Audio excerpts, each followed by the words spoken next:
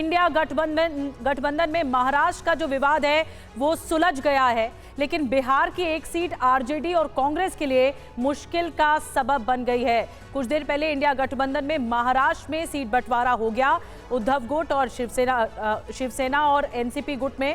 अब आपको बिहार की बात बताएं तो पूर्णिया सीट हॉट सीट है, जहां से चुनाव लड़ने की उम्मीदें पाले पप्पू यादव ने अपनी पार्टी का विलय तक करा दिया है। एक बड़ी खबर आ रही है।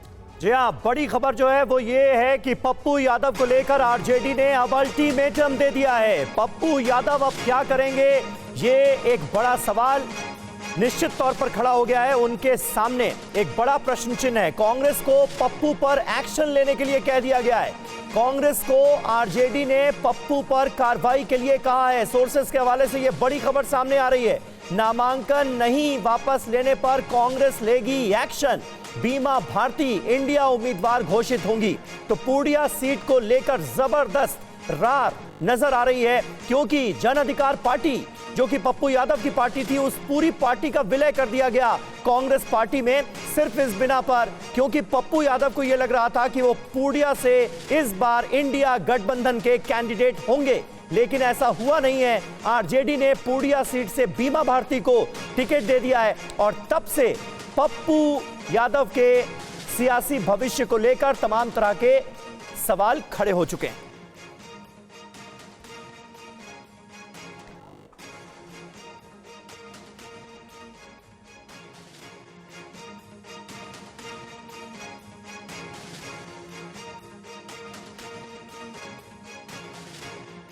तो जैसा हम आपको बता रहे थे कि कांग्रेस को आरजेडी का अल्टीमेटम मिल चुका है। कांग्रेस गठबंधन धर्म निभाए, ये कहा गया है। पप्पू यादव का नामांकन वापस कराए, आरजेडी की ओर से कहा गया। पप्पू यादव के खिलाफ एक्शन में आरजेडी नेता कांग्रेस कैंडिडेट के सामने खड़े होंगे। तो देखिए, पप्पू यादव के खिलाफ एक्शन लेने की बात कही गई है और कांग्रेस की परेशानी है कि पप्पू यादव को पूर्णिया से लड़ाने का वादा उनसे किया गया था, तभी पप्पू यादव ने अपनी पार्टी का विलय कांग्रेस में किया था।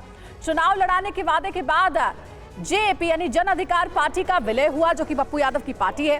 पप्पू ने कांग्रेस की अपील नजरअंदाज कर दी। पप्पू ने सदस्यता नहीं ली तो निकाला कैसे जाए। कांग्रेस आखिर क्या करेगी?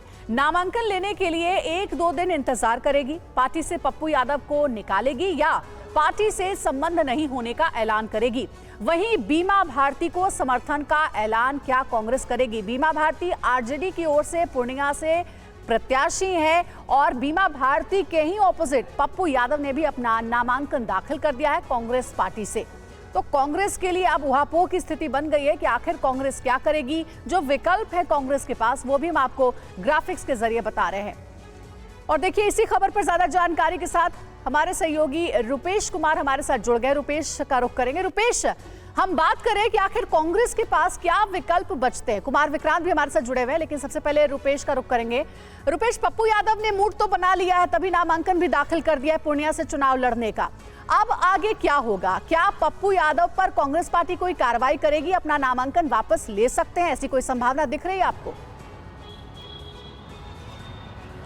देखिए, पूर्णिया में दूसरे चरण में चुनाव होना है और दूसरे चरण के लिए नाम वापसी की जो आखिरी तारीख थी वो कल समाप्त हो गई है और कांग्रेस का जो अल्टीमेटम था वो भी समाप्त हो चुका है और आरजेडी ने जो कांग्रेस को अल्टीमेटम दिया था वो भी समाप्त हो चुका है। अब कांग्रेस ये कह रही है, चाहे वो कांग्रेस के प्रदेश अध्यक्ष हों या फिर कांग्रेस के अन्य नेता हों, कि पप्पू यादव कांग्रेस के सदस्य नहीं है। हालांकि दिल्ली में जाकर उन्होंने कांग्रेस में बाजाबता सबके सामने, प्रेस मीडिया के सामने उन्होंने अपनी पार्टी का ना सिर्फ विलय किया था बल्कि कांग्रेस पार्टी का पट्टा भी पहना था, लेकिन टेक्निकली वो कांग्रेस के मेंबर नहीं है क्योंकि उन्होंने सदस्यता ग्रहण नहीं की है। जो पर्ची कटाकर कांग्रेस की जो प्राथमिक सदस्यता ली जाती है वो कांग्रेस का सदस्य नहीं है। लिहाजा कांग्रेस ये कह रही है कि पप्पू यादव के खिलाफ कोई कार्रवाई करने की ज़रूरत नहीं है, उन्हें पार्टी से निकालने की ज़रूरत नहीं है क्योंकि वो कांग्रेस के मेंबर नहीं हैं। अगर पप्पू यादव की बात करें तो पप्पू यादव को ये पता है कि वो क्या कर रहे हैं। उनको लगा था कि अगर वो महागठबंधन के उम्मीदवार कांग्रेस के उम्मीदवार के रूप में अगर होते हैं तो शायद पूर्णिया की राह उनके लिए आसान हो जाएगी। बावजूद अगर वो बागी होकर के वहाँ से चुनाव लड़ रहे हैं तो उनको पता है कि वो कांग्रेस के ना तो उम्मीदवार हैं। सबसे बड़ा सवाल है कि कांग्रेस का अगला कदम क्या होता है, क्योंकि अभी जो हालात बने हुए हैं कांग्रेस के लिए कुमार, वो ऐसे है जैसे आगे कुआ पीछे खाई पूर्णिया को लेकर। अब ऐसे में कांग्रेस क्या कर सकती है, बड़ा सवाल है। आरजेडी की ओर से अल्टीमेटम है कि पप्पू यादव जो बार बार कह रहे हैं कांग्रेस नेतृत्व का उनको आशीर्वाद प्राप्त है, ये इन बातों को कांग्रेस को क्लियर करना होगा, क्योंकि आरजेडी की ओर से ये भी कहा गया है कि हमारे पास भी कई ऐसे नेता हैं जो चुनाव लड़ना चाहते हैं और वो अगर निर्दलीय भरने लग गए पर्चे तो फिर गठबंधन धर्म कहीं बचेगा नहीं, खासकर कटियार को लेकर के ये कहा गया है। तो ऐसे में कांग्रेस ने कहा है कि हम इस मामले में आज से लेकर कल तक में कोई ना कोई रास्ता निकालेंगे, क्योंकि पार्टी से निकालने वाली बात नहीं आ पा रही है, क्योंकि उन्होंने पार्टी की मेंबरशिप पर्ची कटाकर ली नहीं है, लेकिन दिल्ली में वो शामिल हुए थे।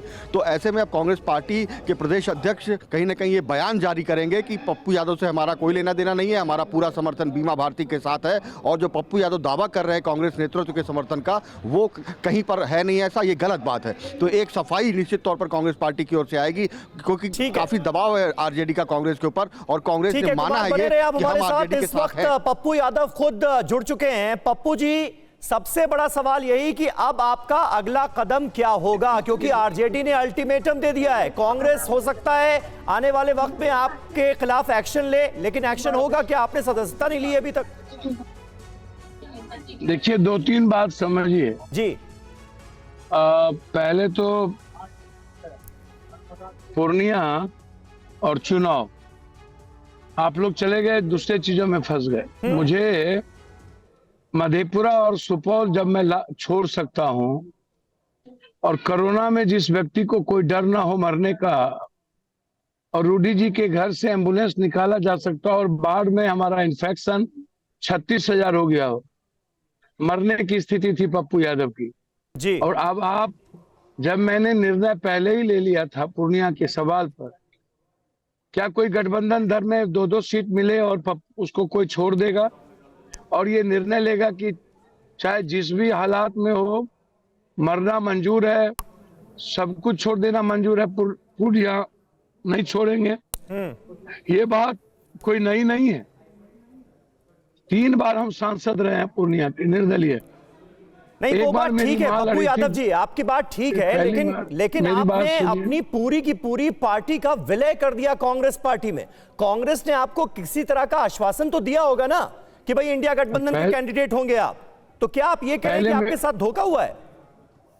मैं तो कभी, देखिए ना, मेरी पूजा में, इबादत में और मेरी प्रार्थना में कोई कमी रही होगी। मैं तो लालू जी को विपक्ष के नेता, मुख्यमंत्री से लेकर हर संकट, हर परिस्थितियों में जब जब वो गिरे, मैं साथ खड़ा रहा।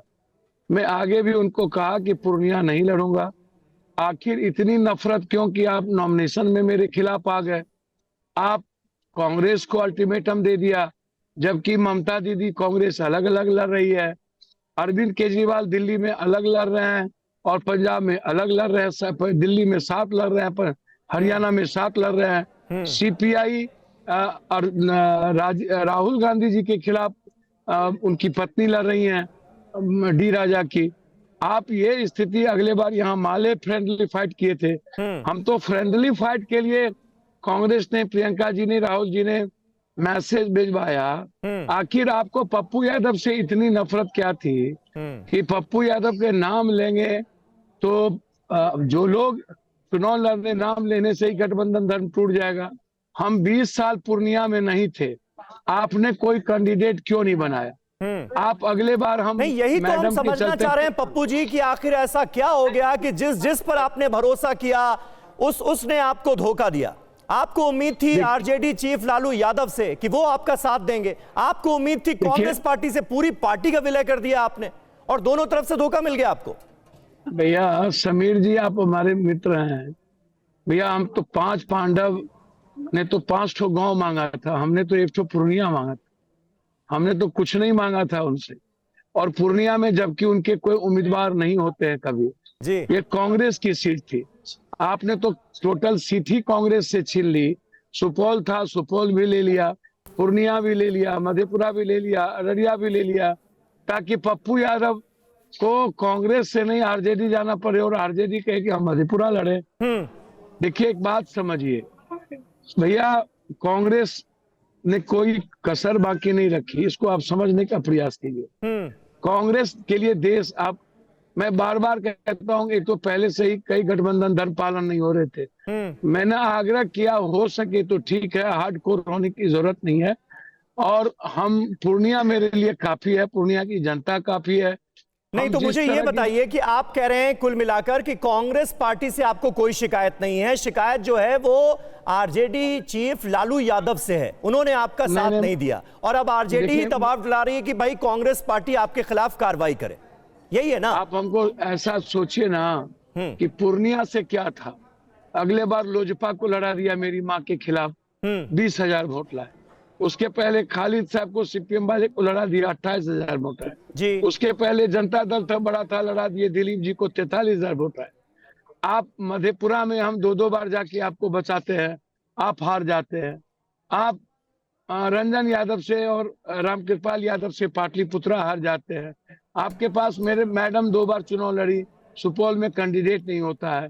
आप बाय इलेक्शन में मात्र अररिया जीते हैं, जहाँ 6.5 पौने 6 और 6.5 पौने 7 लाख मुस्लिम, 5.25 लाख यादव है जी, और बैकवर्ड है, तब भी आप वहाँ चुनाव नहीं जीत पाते हैं। 15 साल से आप कटिहार पप्पू चुनाव यादव नहीं जी, जीत लेकिन पाए। ये बड़ी कैच 22 सिचुएशन हो गई है आपके लिए।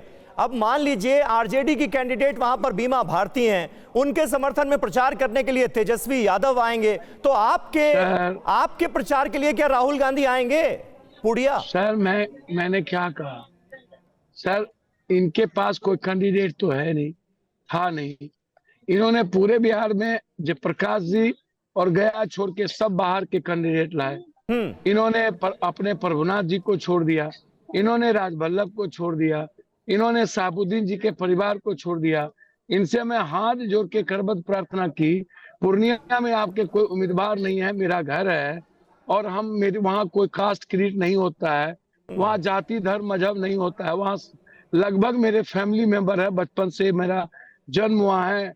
मैं सिंहेश्वर से एमएलए लड़ा, सीमांचल और कोसी में एक मेरा घर जो है बेटे बाप का रिश्ता, माँ बाप का रिश्ता है। यहाँ कोई राजनीति नहीं है। पूर्णिया में जब भी हम रहे तब भी कोई कभी राजनीति नहीं हुई, कभी बैकवर्ड नहीं, सबसे बड़ी राजनीति तो लेकिन आपके साथ ये हो गई कि अब इंडिया गठबंधन का जो कैंडिडेट है वो आपके खिलाफ है।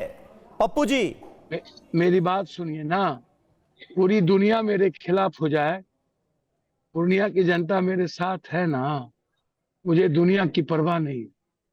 पूर्णिया की जनता मेरे साथ है, मैं दुनिया से लड़ लूंगा, मुझे दुनिया का डर भी नहीं है। जो आदमी ऊपर नीचे किसी से ना डरे, जो कोरोना में हजारों लाश उठा करके जलाया हो, दफनाया हो और हर अस्पताल गया हो, जिसको डर ना हो और सबको अपना बनाया, उसको, और जो आदमी 2-2 सीट छोड़ दे उसको कोई क्या डरा पाएगा? आप इसको समझने का प्रयास कीजिए। लेकिन एक बात और कही जा रही है पप्पू जी कि भाई पूर्णिया से अगर आप चुनाव लड़ते हैं तो पूरे सीमांचल में वोटों का बंटवारा हो सकता है, और इसीलिए खबर यह भी सामने आ रही थी कि भाई लालू यादव ये चाहते हैं कि आप मधेपुरा से ही लड़ें, पूर्णिया से ना लड़ें। देखिए ये तो सोचना चाहिए लालू यादव जी को ना भैया। हाँ, ये तो हमको सोचना नहीं है। लालू यादव जी, जिसको मैं हमेशा विपक्ष में, जब मैं उन्होंने सोचा तो बता दिया आपको कि आप मधेपुरा से लड़िए, लेकिन आप अड़े हुए हैं कि नहीं हम पूर्णिया से ही लड़ेंगे। सर मैं नहीं आ रहा ना, आपने हमको हमारा घर, आप जबरदस्ती बोलिएगा। किस आदमी को पसंद नहीं है गठबंधन भाई? एक एक सीट के लिए लोग पागल हो जाते हैं, पैर पकड़ते हैं, करोड़ों अरबों रुपया देते हैं। क्या मुझे पसंद नहीं था मधेपुरा साहब? हम दे देते सुपौल से अपने बेटे को, क्या मुझे दिक्कत है? क्या मुझे बाप करना था? 8 महीने से मैं 8 महीने से एक घर गया, प्रणाम पूर्णिया, जोहार पूर्णिया, सलाम पूर्णिया यात्रा निकली। आप हमको बार बार इस बात को लेकर के हम तो हाथ से नहीं कर रहे हैं। हमने तो, हम आपसे पूछ रहे हैं 20 साल से ये लोग कहाँ थे? हम पूर्णिया में नहीं थे 10 साल। हम 2014 में नरेंद्र मोदी जी की जब हवा थी उसमें हम वाइस प्रेसिडेंट चुनाव जीते एमपी का, उस वक्त जब सब हार गया था। उसके बाद लोग वहां जीतते हैं 23,000 40,000 से, हम जीतते हैं 2.25 लाख से। हमें क्या दिक्कत थी? हमने तो सिर्फ पूर्णिया की बात की थी और ये निर्णय मेरा अटल था। अच्छा, आखिरी सवाल पप्पू जी, छोड़ देंगे, पूर्णिया नहीं छोड़ेंगे। ठीक है, मैं समझ रहा हूं आप इमोशनल भी हो रहे हैं पूर्णिया सीट को लेकर, चुनाव लड़ने को लेकर। आखिरी सवाल आपसे। क्यों इमोशनल ना हूं? हाँ, क्यों इमोशंस को गायब कर दूं? क्यों रिश्ते को गायब कर दूं? सिर्फ सत्ता जोड़ी है, हम बगैर सत्ता के दुनिया को कोरोना में मदद किए, बाद में मदद किए, कोई पीएम सीएम नहीं आया था, हम तो एक दिन नहीं सोए। क्यों इमोशंस नहीं हो, क्यों मधेपुरा सुपौल इतना टॉर्चर होता है कोई? आप तो तबाह कर दिया आप लोग हमको। हमारे नॉमिनेशन में आप चले आए नॉमिनेशन देने के लिए हेलीकॉप्टर से। आप क्या समझते हैं ये पूर्णिया है? आप हर जगह अपनी चलाते रहिए, आप करते रहिए। अरे भाई अब दो बहन चुनाव लड़ रही है, हम भी चाहेंगे, हम भी मदद करेंगे, सब लोग मिलकर लड़िए। आपका वोटों का बंटवारा आपके चलते हो जाएगा पूरा बिहार। आज पप्पू यादव क्या आपको हमने कोशिश की, पप्पू जी क्या आपको अपनी गलती का एहसास हो रहा है कि चुनावों से ऐन पहले आपने अपनी पार्टी का विलय कर दिया कांग्रेस पार्टी में? सर कोई हमको धोखा नहीं है, कोई खंजर की बात नहीं है। हमने विश्वास के साथ प्रियंका गांधी जी के कहने पर, राहुल जी के विश्वास से हमने कर दिया। यदि मेरे फेट में टाइम यही कहता है तो उसमें मैं क्या करता भैया। मेरी परिस्थिति लालू यादव जी को गठबंधन तोड़ना था मेरे लिए को, तो हम क्या करते। तेजस्वी यादव जी को इतनी नफरत है जिसका हिसाब नहीं है। क्यों इतनी दुश्मनी है भाई?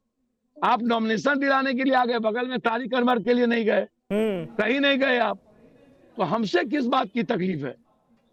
आप फ्रेंडली फाइट कर लेते, आप लड़ने दीजिए दोनों को, आप छोड़ दीजिए। नहीं तो पप्पू जी उस रात जब आपकी तेजस्वी यादव और लालू यादव से मुलाकात हुई तो ये गिले शिकवे दूर नहीं हुए क्या? क्या हुआ था उस रोज? सारी बात हुई थी 19 तारीख को 9:30 बजे 10 बजे। बस कांग्रेस में विलय करना मेरी सबसे बड़ी गुनाह हो, और मेरा निर्णय मेरे जान का दुश्मन हो गया। ये मेरा निर्णय था, है, रहेगा। मेरे खून में, सांस में मेरी अर्थी उठेगी पूर्णिया से। अब ये आप समझ लीजिए। अब मैं मरने उड़ने से डरता हूं। आप तो जानते हैं मेरे बारे में, कितना लाश उठाए भाई, 40,000 सड़ा हुआ लाश, मेरे मुंह में मांस था। मर जाते हम तब क्या होता? डर है हमको मरने का। आपको लगता है सर मैं रिश्ते के कारण चुप रहता हूं, मौत के कारण नहीं। रिश्ता बचा रहे पप्पू जी। लेकिन मुझे लगता है कुछ तो शंकाएं आपके मन में भी रही होंगी कि कांग्रेस में भले ही विलय किया आपने अपनी पार्टी का, लेकिन कांग्रेस की सदस्यता नहीं ली। भैया मेरी बात समझिए। हाँ, एआईसीसी में ना मर्ज किए थे हम जी। 40 साल के संघर्ष को ना मर्ज किए। 15 साल से मेरी पार्टी थी ना, आप समझिए। मेरी जीत तो हो गई, कैंची छाप हमको मिल गया, भगवान ने हमारी सुन ली। जहां पर करोड़ों लोगों की दुआ हो, 130 करोड़ लोग आज 18 दिन से पप्पू पूर्णिया पप्पू, कांग्रेस मधेपुरा यही चल रहा हो, तो हमने तो पूर्णिया को दुनिया में सबसे ऊंचा सम्मान लोगों ने बेटे की तरह हमको दे दिया। हम सबके दिल में जगह प्राप्त कर लिए। मेरे लिए काफी है। लोगों के दिल में और लोगों के जीवन की परछाइयों में हम चले गए। मुझको इससे ज्यादा खुशी और कुछ नहीं हो सकती। और मैंने जो निर्णय लिया वो सही निर्णय था, और मैं एक सच्चा सिपाही हूं। हमारे नेता आदरणीय राहुल गांधी जी, प्रियंका गांधी जी का साथ हमें है, और निश्चित रूप से आने वाले समय में मैं मजबूत करूंगा बिहार को। अकेला कांग्रेस चलेगा, ये मैं ऐसा प्रयास करूंगा यदि मुझे राहुल जी और प्रियंका जी का पूरा भरोसा विश्वास हम पे रहा तो। अच्छा पप्पू जी, आपने अभी जिक्र किया कि तेजस्वी यादव को न जाने क्या दुश्मनी है कि वो आपका साथ नहीं दे रहे हैं, आपके खिलाफ हैं। अभी आप पटना में हमारे संवाददाता रुपेश कुमार ने आप ही की मसले को लेकर तेजस्वी यादव से सवाल पूछा तो उन्होंने चुप्पी साध ली और हाथ जोड़कर निकल गए। वो जरा अपने दर्शकों को सुनाते हैं। पप्पू जी बने रहिएगा आप। तेजस्वी जी ये बताइए, अभी टीवी 9 से बात करते हुए पप्पू यादव ने कहा कि उनके साथ तेजस्वी और लालू यादव जी ने धोखा किया, उनको पहले बातचीत हो गई।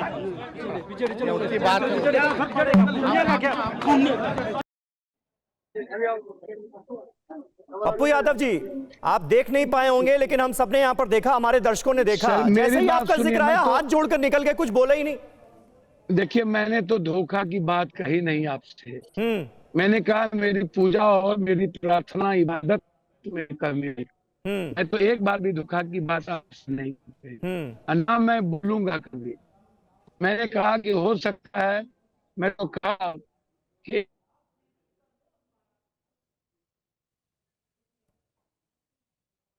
चलिए पप्पू जी, आपसे लग रहा है संपर्क कट गया है। बहुत बहुत शुक्रिया TV9 भारतवर्ष से बातचीत करने के लिए। पूर्णिया से निर्दलीय उम्मीदवार पप्पू यादव TV9 भारतवर्ष से मुखातिब थे। बड़ी बात उनकी तरफ से यह कही गई है, यह माना गया है कि उनसे बहुत बड़ी गलती हो गई अपनी पार्टी का कांग्रेस पार्टी में विलय करके ऐन चुनावों से पहले, लेकिन बिल्कुल साफ कर रहे हैं कि चुनाव लड़ेंगे इंडिया गठबंधन के कैंडिडेट के खिलाफ पूर्णिया से ही। जी और महाराष्ट्र से इस बीच एक बड़ी खबर आ रही है, वो आपको बता दें। महाअघाड़ी में सीट बंटवारे का ऐलान हो गया है। शिवसेना यूबीटी को 21 सीटों पर चुनाव लड़ने पर सहमति बनी है। वहीं एनसीपी शरद पवार गुट को 10 सीट मिले हैं। 10 सीट पर शरद पवार गुट चुनाव लड़ेगी। महाराष्ट्र में कांग्रेस 17 सीटों पर चुनाव लड़ेगी। तो देखिए, सीट शेयरिंग को लेकर के फॉर्मूला तय हो चुका है महाराष्ट्र में।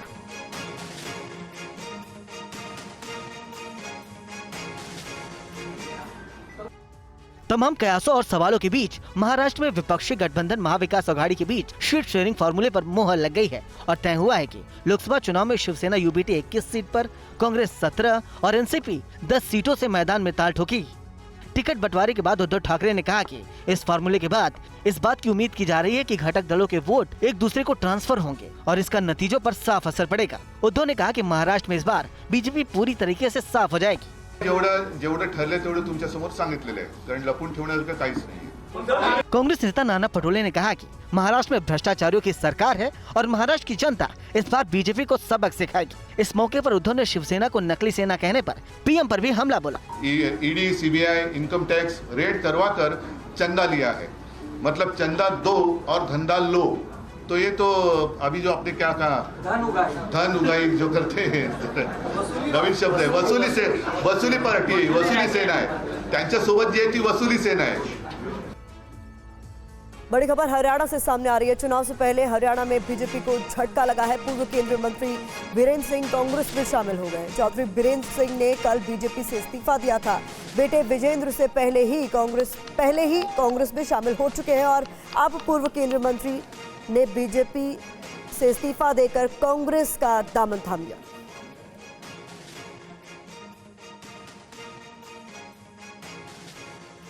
हमने हरियाणा की राजनीति में लोगों का साथ दिया है, लोगों ने हमारा साथ दिया है, इसलिए हम यहां बैठे हैं,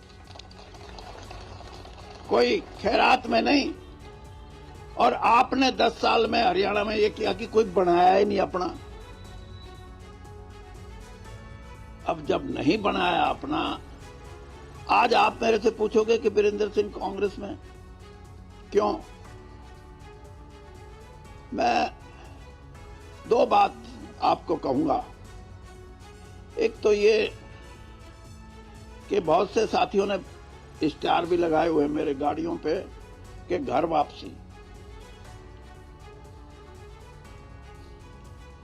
मैं ये कहता हूं घर वापसी के साथ साथ, घर वापसी तो अलग चीज है, विचारधारा की वापसी है, ये विचारधारा की वापसी। और मैं इसलिए ये बात कह रहा हूं कि मैंने मान्यताओं को निभाया है।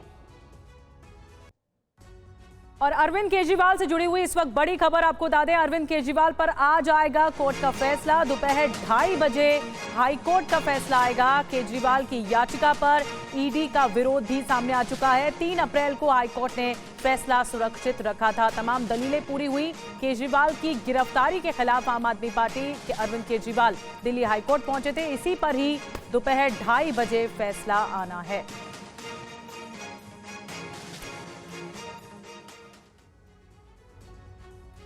और अरविंद केजरीवाल को लेकर दिल्ली सरकार में मंत्री सौरभ भारद्वाज और बीजेपी सांसद का क्या कहना है, सुनिए।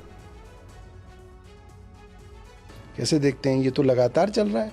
अपोजिशन पार्टी के नेताओं को चुनाव के वक्त परेशान किया जाए, उनके रिसोर्सेज को डाइवर्ट किया जाए ताकि वो चुनाव प्रचार ना कर सकें, सिर्फ इसी के अंदर वकीलों और कोर्ट के चक्कर काटते रहें। ये पूरी की पूरी भारतीय जनता पार्टी की एक स्ट्रेटजी है जिसके हिसाब से ईडी और सीबीआई और इनकम टैक्स काम कर रहे हैं। कानून अपना काम कर रहा है। अरविंद केजरीवाल अपने भ्रष्टाचार के कारण, लोगों को तकलीफें देने के कारण, दिल्ली को शराब नगरी बनाने के कारण, शराब घोटाला करने के कारण आज वो जेल में है। मेरा पूरा विश्वास है कि दोषी को सजा मिलेगी। और बड़ी खबर है, मंदिर मार्ग थाने में रात से बैठे हैं टीएमसी के नेता। थाने में टीएमसी नेताओं का 24 घंटे का धरना जारी है। टीएमसी का केंद्रीय एजेंसियों के दुरुपयोग का आरोप।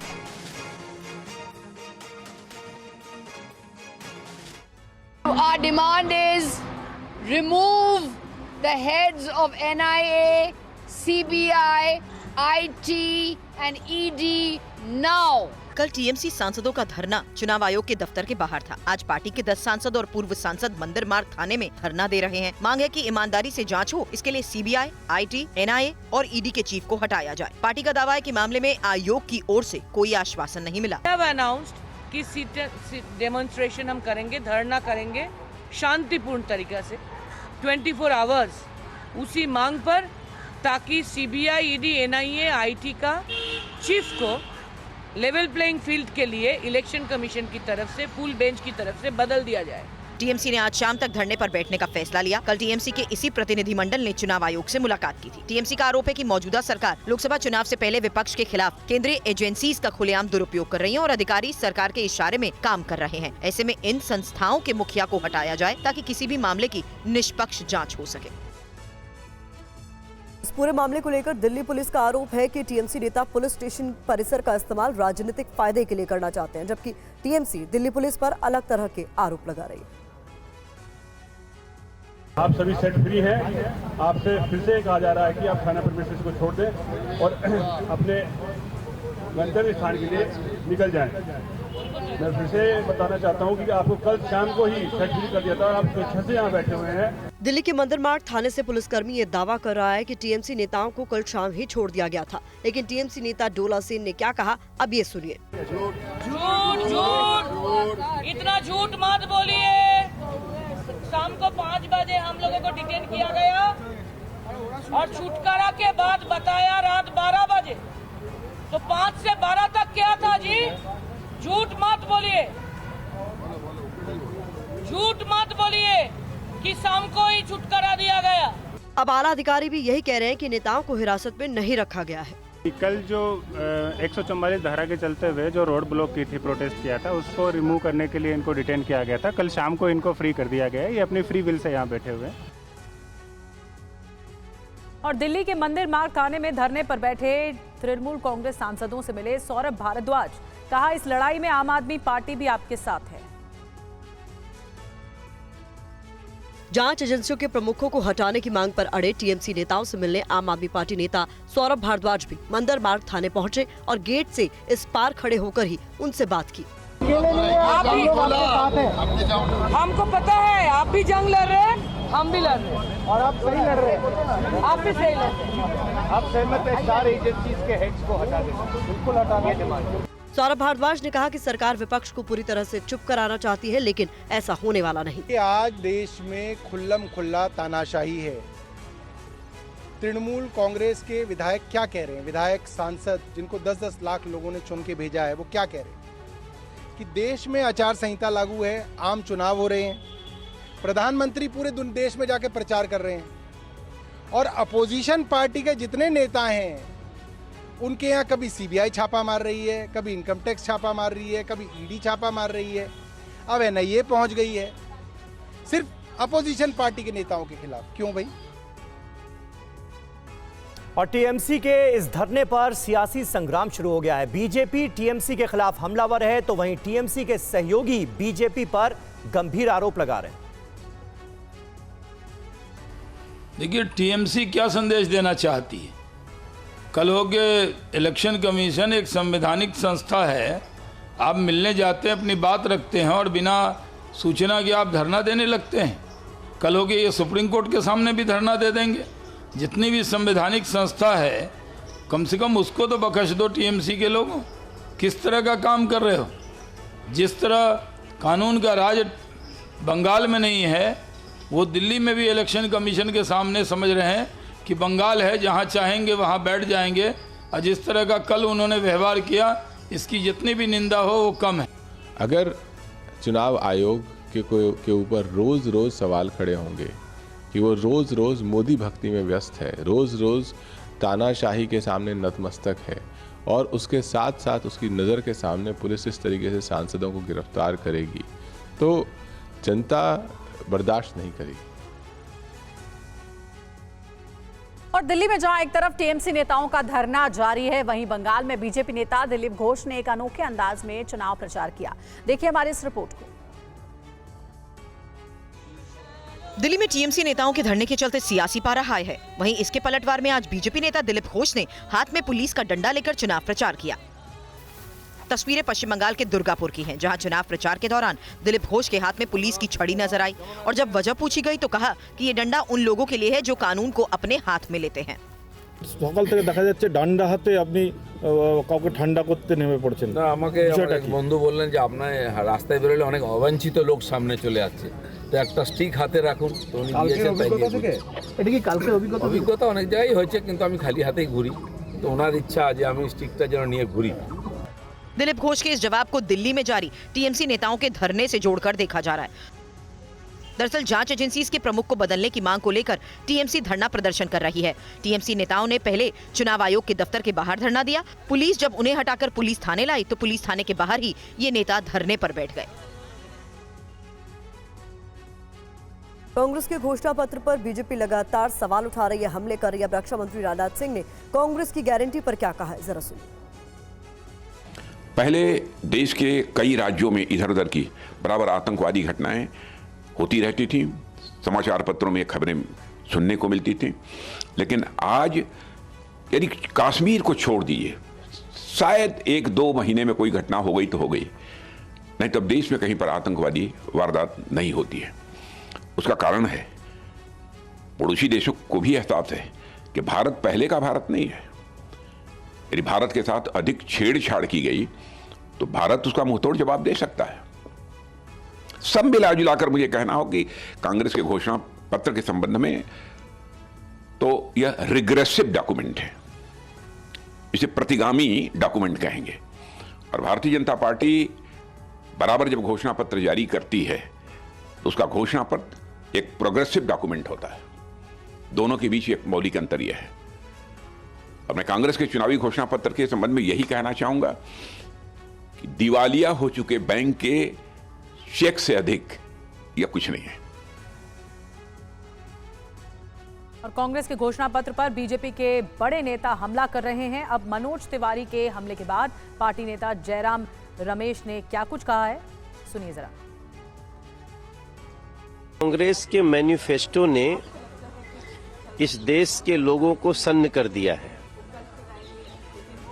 बहुत सारे ऐसे लोग जो कि हम पुराने कांग्रेसी हैं इसलिए हम कांग्रेस के साथ रहेंगे, उन्होंने कांग्रेस को बाय बाय कर दिया है, क्योंकि कांग्रेस के मैनिफेस्टो में मुस्लिम लीग की पूरी छाया है। मुस्लिम लीग का मैनिफेस्टो उठाइए, उनका मुस्लिम लीग का जो आज़ादी के पहले जो वो कहते थे। देखिए, एक चीज साफ है, प्रधानमंत्री परेशान है, प्रधानमंत्री बौखलाए हुए हैं और कोई मुद्दा उनको नहीं मिला है। ये 5 न्याय 25 गारंटी प्रोग्राम लोग समझ गए, ये जनता की आवाज है। महिला न्याय, युवा न्याय, किसान न्याय, श्रमिक न्याय, हिस्सेदारी न्याय, यही तो मुद्दे हैं। इससे ध्यान हटाने के लिए और बड़ी बड़ी दूसरी बातें करते हैं बस। और राहुल गांधी का एक वीडियो सोशल मीडिया पर इन दिनों वायरल हो रहा है। वीडियो में राहुल गांधी महिलाओं के साथ खेत में महुआ बीनते नजर आ रहे हैं। राहुल गांधी को हेलीकॉप्टर का फ्यूल खत्म होने के चलते शहडोल में रात बितानी पड़ी। शहडोल के एक रिजॉर्ट में राहुल गांधी ने रात बिताई। उनके साथ मध्य प्रदेश के कुछ बड़े नेता भी थे। राहुल गांधी ने रिजॉर्ट में ही डिनर किया और पार्टी नेताओं के साथ मीटिंग की। देर रात तक राहुल गांधी पार्टी के नेताओं के साथ ऑनलाइन मीटिंग करते रहे। सुबह करीब 5 बजे राहुल गांधी शहडोल से उमरिया के लिए रवाना हुए। राहुल गांधी जब शहडोल से उमरिया की तरफ जा रहे थे तभी रास्ते में उन्हें महुआ बिनती महिलाएं दिखी। उन्होंने अपने काफिले को रुकवाया और महिलाओं के पास जा पहुंचे। राहुल गांधी ने जैसे ही देखा कि कुछ महिलाएं महुआ बिन रही हैं, तो वो भी उनके साथ महुआ बिनने लगी। राहुल गांधी ने महिलाओं से बात की और उनकी परेशानियों के बारे में भी चर्चा की। उसके बाद राहुल गांधी उमरिया के लिए रवाना हो गए। उमरिया पहुंचकर राहुल गांधी ने एक बार फिर कांग्रेस के नेताओं के साथ चुनाव की तैयारियों पर चर्चा किया और फिर उमरिया से दिल्ली के लिए रवाना हो गए। उमरिया में हवाई पट्टी होने की वजह से वो प्लेन के जरिए दिल्ली के लिए रवाना हो गए।